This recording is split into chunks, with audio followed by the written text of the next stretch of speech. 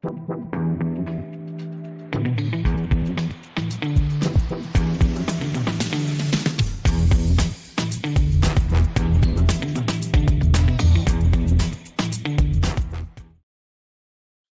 大家好，歡迎翻返嚟我哋 SMA Trader 頻道。咁就我哋繼續我哋0到100教你去做一個專業 trader 呢個教程啦。咁我哋回顧翻我哋第一集咧，就係教咗大家trading 呢個簡單用法啦。跟住就第二集就講咗少少關於畫線，大家點樣去揾平衡阻力啊，揾趨勢線啊。咁嗰集我哋輕輕講咗啫。咁其實後面會再有一個係即係深入少少去了解多少少，做多啲練習嘅。咁跟住咧，我哋就做咗一個 RSI、MACD 同埋布林通道。咁就開始講少少 indicator。咁我哋知道大家都對呢個 indicator 都有啲興趣，因為大家認為 indicator 係可以幫到大家去做一個交易，點樣令到機會率大啲啊咁。咁我哋今集咧，我想同大家講下呢個 Fibonacci，呢個斐波那契。咁呢個係一個乜嘢嚟咧？咁好多人都會講啦，哇，0.618、0.382、1.618，咁我諗大家都會有聽過呢一啲，即係呢一啲數字。咁呢啲數字有好多人咧都會用到呢啲數字。咁其實係一個乜嘢嘅概念咧？咁其實係一個統計嚟嘅。其實呢個啦，呢個咧唔係講緊一個乜嘢好特別嘅計算方法，只不過佢用一個清晰咁樣列出咗一個 percentage 俾你去睇嘅啫。咁但係好似我哋第一集我哋有講過關於什麼係交易咧，咁就係如果你只要嗰個位，乜嘢叫做支持，咩叫阻力，有人喺嗰個位置嗰度去做單，好多人喺嗰個位置嗰度掛單，嗰度就可以成為咗一個支持位。好多人喺一個位嗰度賣貨，佢嗰度自然變咗一個阻力位，即係 support resistance。咁呢個我諗大家明白啊。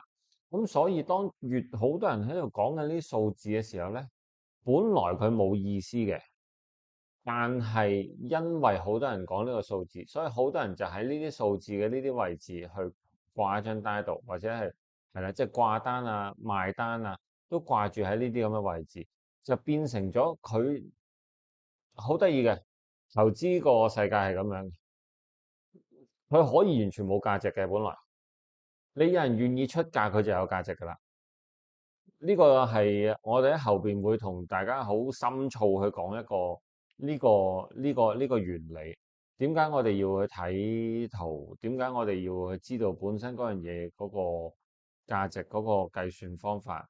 但係咪即係交易就係咁？係咪1+1一定等於2咧？係咪我計到佢嗰個價值，佢應該喺嗰個價值咧？咁如果係咁，咁應該全世界最叻嘅 trader 應該係啲數學家睇數據嘅人，佢哋係睇價值嘅人，但係就偏偏就唔係咯。咁但係呢個深造少少嘅，我哋喺後邊會同大家即係會同大家講下。咁好啦，你見到我哋今日呢一張圖咧，我今日主要係講 Fibonacci 嘅啫。你見到我今日呢張圖咧，我係抹走晒所有嘢嘅。我哋喺後邊先會同大家真係加翻啲線，加翻啲 candle 落去。咁我就想喺度同大家睇下，通常如果我唔講話，哇佢震下震下震下嗰啲位，通常大家會見到例如你話一支大陽燭入邊係一個咁樣衝上去，OK，咁樣衝上去，咁跟住會點咧？我呢個我想轉翻做個白色，我覺得喺後面俾大家會易睇少少。係，咁跟住會點咧？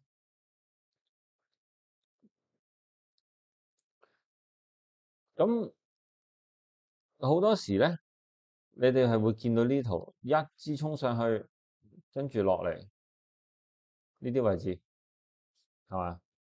跟住就可能上啦，跟住就可能會打翻嚟啊，咁樣震盪啦，係咪？即係嗱，呢啲圖形你會成日都會見到，我呢個擺過少少先。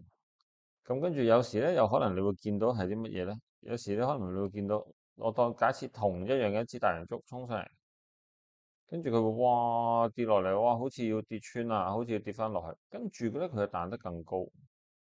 咁其實呢啲係一啲乜嘢？有冇得計算咧？呢啲嗱，我就相信都幾求其畫啦，係咪？我就拉個 Fibonacci 同大家睇下，就喺呢個位。Fibonacci 點用？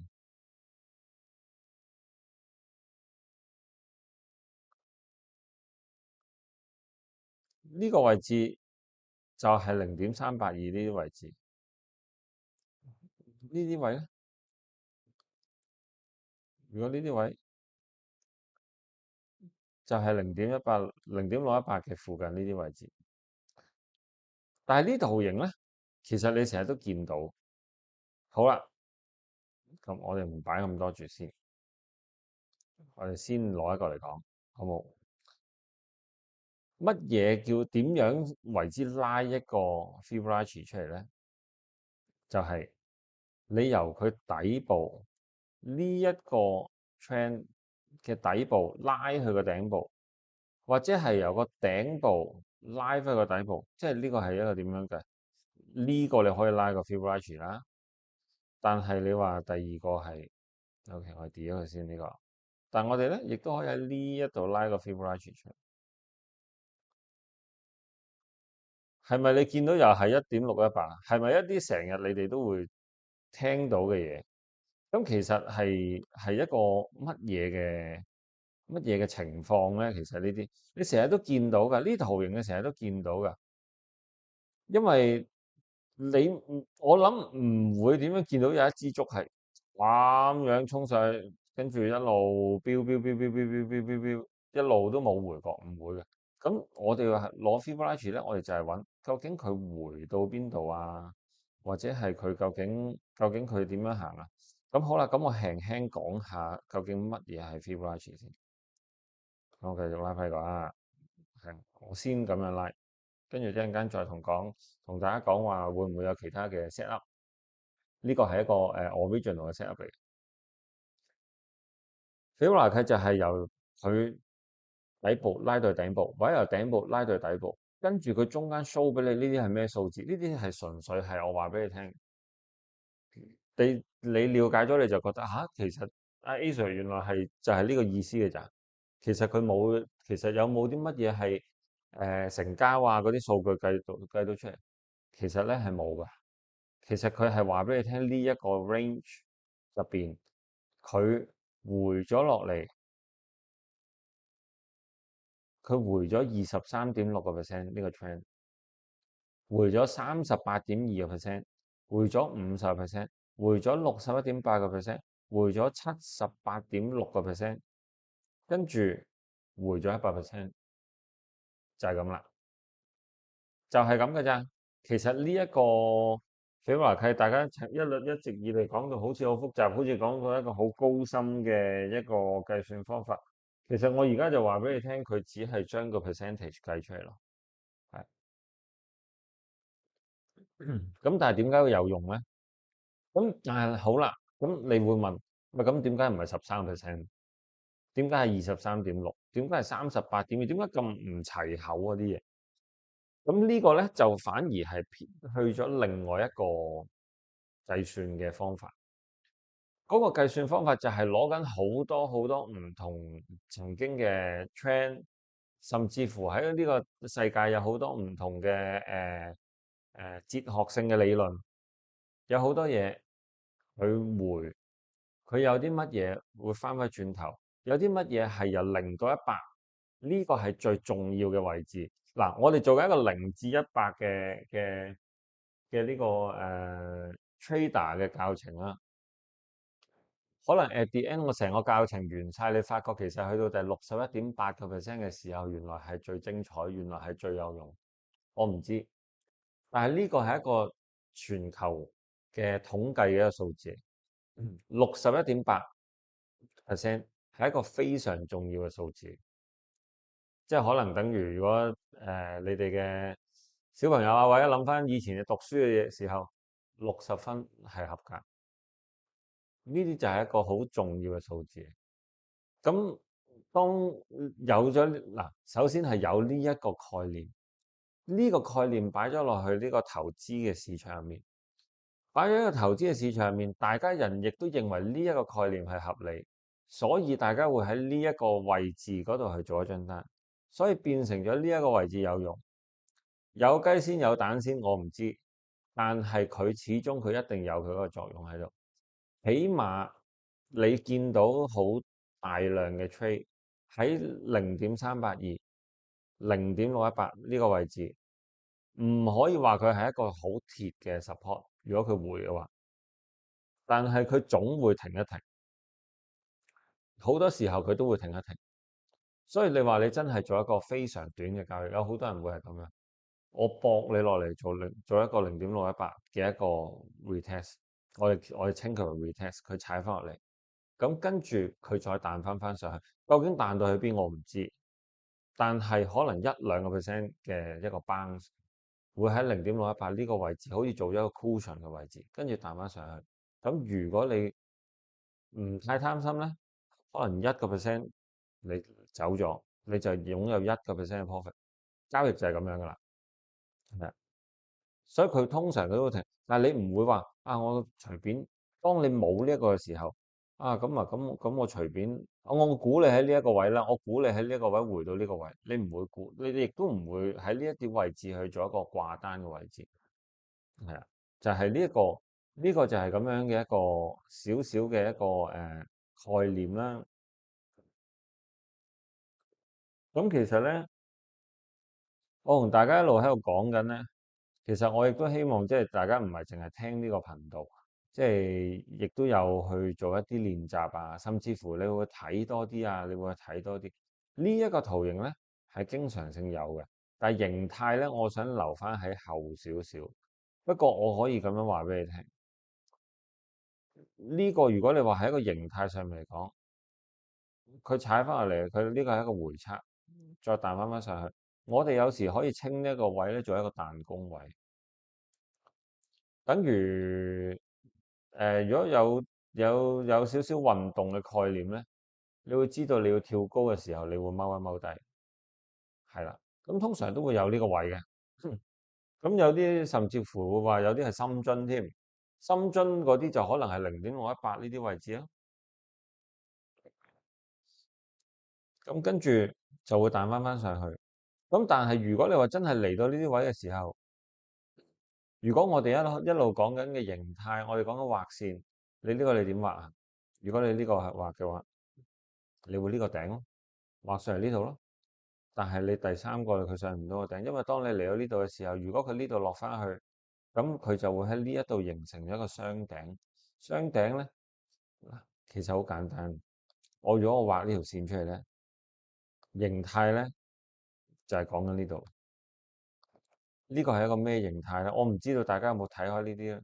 呢個係一個睇跌形態。因為咧好多時咧，當你出現到咁樣嘅情況咧，下面就會咁樣落嚟。咁當然唔係一個直線啦，但係其實呢個就係講緊形態。咁你呢度係好啊，你呢度一路行，我當你呢度就算係橫行，你呢一條線你都會掂到。如果以呢個機率嚟講咧，佢一路打橫行，佢就一定會掂到呢條線。其實係一個唔公平嘅理論嚟嘅。所以形態我會同大家講，但係大家會，我認為大家比較重要嘅係揾呢個支持阻力位，嗰度會係重要啲。因為at the end 我會同你哋有一日係會講形態呢樣嘢，全部人淨係同你講形態啫。但係當你加上支持阻力咧，所有嘅形態其實 based on from 喺個支持阻力嗰度嚟。咁但係形態你見到，即係有好多人，當你一見到呢啲樣，你就知道，尤其是吹得多嘅人，一見到呢樣你就知道，應該係一個睇跌嘅形態。我哋會有個 alert 喺度，就係咁樣，係啊。咁 Fibonacci 就係咁樣啦，係啊。佢就係一個咁樣嘅概念。咁好似好啦，我哋畫咗一個啦。我哋講頭先嗰個咧就有一支巴一支巴升上嚟，嗯，一支巴升上嚟，一個深樽再衝上去，係嘛？你會見過啲，亦都有唔少見過呢啲啦，我相信。咁你拉出嚟喺呢啲位置咯，呢啲區間位置，佢有個深樽彈翻上。但係當有深樽嘅時候咧，其實咧通常佢會 bounce 得高啲。咁我咧就有一個，我喺度 share 我個 experience 啊。咁啊，希望大家都可以攞嚟做一個參考啦，好冇？咁 Fibonacci 係點樣 set 咧？好，假設我咁樣 set 咗先，咁咧你可以去呢個 setting 嗰個掣。咁而家呢個咧就係 original 啦，好似我同大家講過。咁如果你覺得太花，你可以喺呢度做下 set up 啦，或者我就甚至乎我淨要啲顏色先，或者我唔要咁花里花碌啦，咁我要全部同一隻顏色都得，你可以自己去 set。咁啊，我而家校翻少少啦，係啊，校翻少少顏色。咁你話喂，阿 Asia，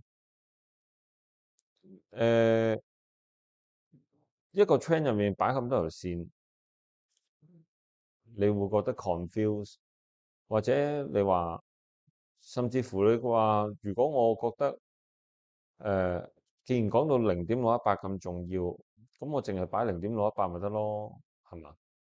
可以，咁你咪剔走佢咯，係嘛？你呢度你可以剔走佢㗎，唔需要嗰啲你可以剔走佢。嗱，我唔怕話俾你聽，其實我本身自己個 set up 咧，我冇擺咁多嘢，我唔需要睇咁多嘢，因為我知道有邊啲係重要。咁不過我喺度就輕輕同大家講一講一個位置。我建議大家可以隨便掹走，隨便一個，係啦，我當掹走呢個啦。咁擺一個乜嘢咧？1.13。咁另外咧，負0.13，見唔見到呢個彈咗出嚟？好，咁我而家就不如咁啦。我假設我呢個 Fibonacci，我淨係同你哋睇幾樣嘢啦，跟住我之後再翻去本身個 set up 啦。0.382，我哋頭先有講過重要。0.236我唔要，0.786我唔要，0.618我唔要，呢啲我唔要，呢啲我唔要，呢啲我唔要。啊，咁就小線啲啦。OK，咁啊小線啲啦。點解我會話喂？你嗰啲係直情 over 咗個 trend 嘅喎，會唔會有啲奇怪？咁呢個咧係攞嚟量度啲咩咧？同埋呢一個位置喺好多時候出現，有好多人都唔知道呢一個 set up 嘅。呢個位置其實量度緊啲咩咧？呢個位置係量度緊一啲係你認為佢突破，而佢最後發現佢係假突破嘅位置。即係例如有好多時，我當係咁樣，佢個 trend 嚟到呢度 retest 落嚟，可能0.618啦，let's say 0.618，跟住你覺得佢係 break out 啊，high high 係咪？high high 企唔穩，落翻嚟，再上 lower high，跟住攞落嚟，呢個我哋稱為頭肩頂頭啦，兩個肩啦，咁即係話佢到頂。咁但係，喂，你話畫咗出嚟，咁有咩作用啊？當我拉個 Fibonacci 出嚟，你就會發覺原來呢個位係負0.13，或者係你向下嘅，佢就係1.13。咁即係話其實好多時喺我哋 trading 嘅數據上面，有好多時其實佢係 over 咗呢個 trend 嘅13%，唔係話你有13% profit 喎，佢個 trend 13% 嘅 movement 喎。咁即係呢個我諗大家明白，我覺得唔使講到太深入。話13% 好似好多，13% 係個 trend 嚟講，佢唔係等於你成件事13%嘛。係啊，咁好多時咧呢一個位咧，其實係一個好重要嘅位置。佢重要在邊度咧？佢重要在如果呢一件事係一個 false breakout 嘅話咧，通常喺呢13% 咧，佢會形成咗一個巨大嘅阻力，或者係假跌破，即係等於調翻轉啫嘛。其實 trading 就係咁啊，調翻轉一打打嚟，哇，好似仲有得跌好多咁樣喎，再打打落去，哇，穿埋嗱。通常呢啲時間，尤其是跌咧，市場係極度恐慌，跟住收翻上嚟。哎呀，哎呀，哎呀，你再畫過先，sorry 啊。一穿落嚟，跟住再穿，哇！你覺得直情係地獄咁滯㗎啦。有好多時呢啲時候啲環境收翻上嚟，再打翻一個high low 咁樣打翻上去。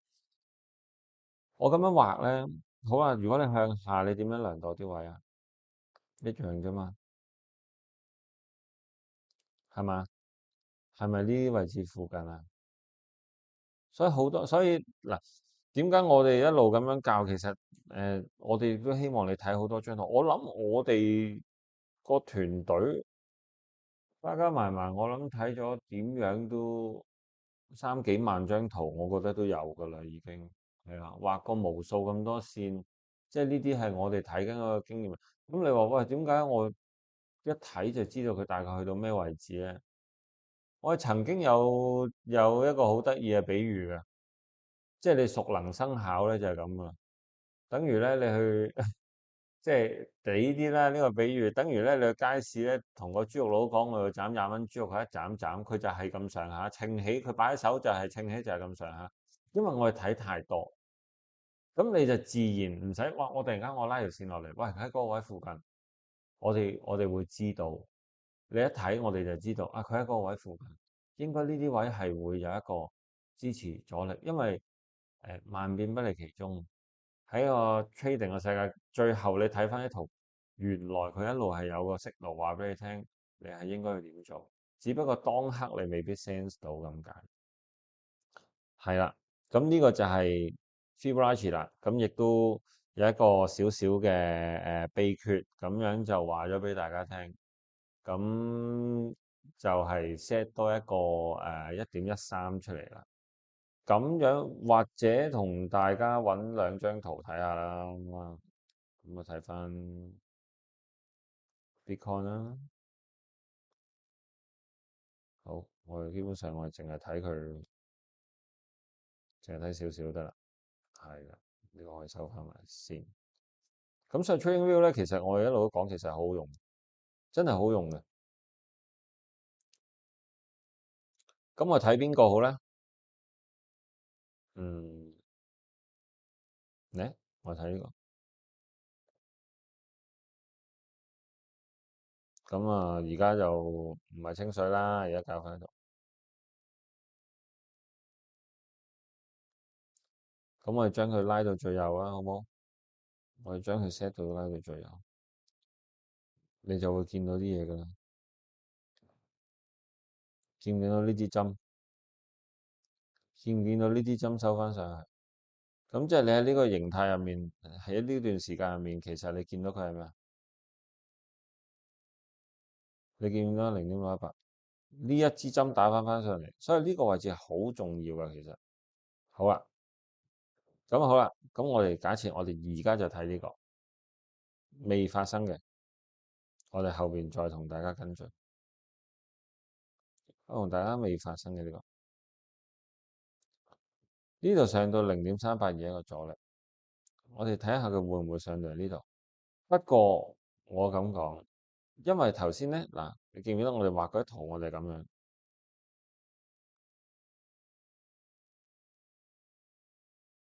記唔記得？頭先有啲圖係咁樣嘅，有啲圖係調翻轉嘅，有啲圖係咁樣嘅，呢啲都係乜嘢啊？呢啲都係踩0.618。假設啊，呢一個係假設嚟嘅啫，我哋要睇到時先知。假設呢個位攞落嚟踩0.68，咁樣踩落嚟咧，大概係落到去呢個位置啦，9萬左右，係啊。咁但係如果你話根據我哋嘅經驗啊，如果純粹講圖形，純粹講圖形，我哋之後會再同大家講下其他，即係除咗圖形以外嘅拉嚟0.382呢度可能踩兩踩。如果當你見到呢個情況咧，呢個位置咧算係叫做打咗個底啦，我哋咁佢就有機會咁樣崩上。咁會唔會做第三個頂就到時再講啦。真係呢個又始終係未發生嘅一件事啦。咁但係我哋到時再睇啦。